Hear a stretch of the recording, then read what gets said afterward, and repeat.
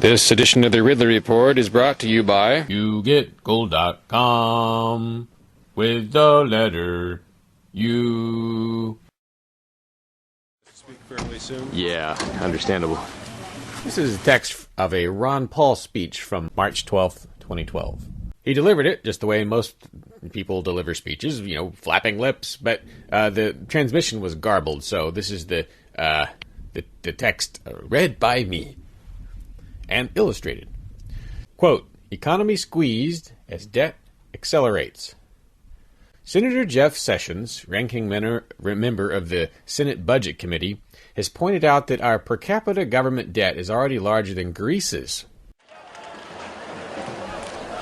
Per person, our government owes over $49,000 compared to $38,937 per Greek citizen. Our debt has just reached 101% of our gross domestic product. Our creditors see this and have quietly slowed down or stopped their lending to us. As a result, the Federal Reserve has been outright monetizing debt as a way to patch things together and keep the economy on life support a little longer.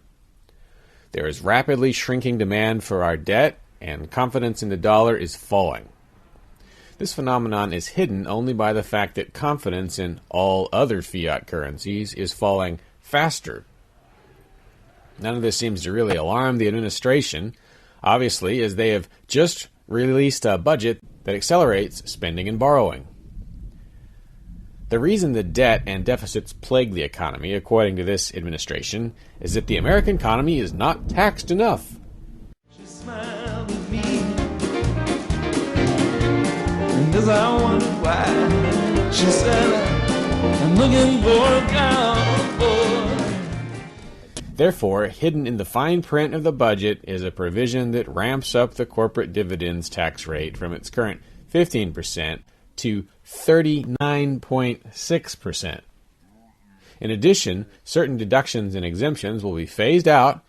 An additional 3.8% Obamacare investment tax surcharge will be tacked on, bringing the effective dividend tax rate to 44.8% in 2013. Keep in mind, this is not just a tax on big business. This is a tax on anyone who depends on dividend income to live. Retirees will be hit hard by these changes, and dividend-yielding stock prices will adjust downward rapidly to reflect their decreased value. Not only this, but the Obama administration is worsening the uniquely American policy of taxing income of U.S.-based companies earned overseas. No other country presumes to tax globally in this manner, so it amounts to a huge penalty for basing a company in the U.S. Companies have been able to manage this penalty by deferring taxation until it is repatriated or by paying dividends. What will happen to U.S.-based businesses with strong international ties if these allowances are abolished, as the Obama administration proposes? A massive wave of permanent capital flight will undoubtedly cause the already high levels of unemployment to rise. Businesses are struggling and failing in this economy. The government ultimately depends on a healthy business climate to provide jobs and a tax base. It is penny wise and pound foolish to add to the business tax burden in a misguided attempt to close the colossal gap between our government's revenue and spending. Rather than crippling and absorbing more of our shrinking economy, government needs to be drastically cut, not in 10 years, but immediately. Those who understand the underpinnings of the dollar and how the Federal Reserve works have known for some time that we are on an unsustainable course. That major chaos is in store if nothing is done quickly to reform things. Politicians pay lip service to reforms that never materialize or turn out to be, at best, small and meaningless. At worst, they're actively harmful. It seems more and more inevitable that because the necessary changes would be too inconvenient for the elites to enact now, we will get them later, Greek style, through collapse and chaos. Unquote. Again, those are the words of Ron Paul from March 12th, 2012.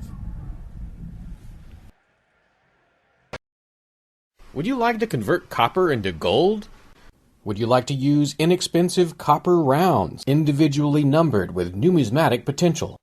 Would you like to earn money doing so? Well, you may be able to hit all three birds with one stone. Visit yougetgold.com with the letter U.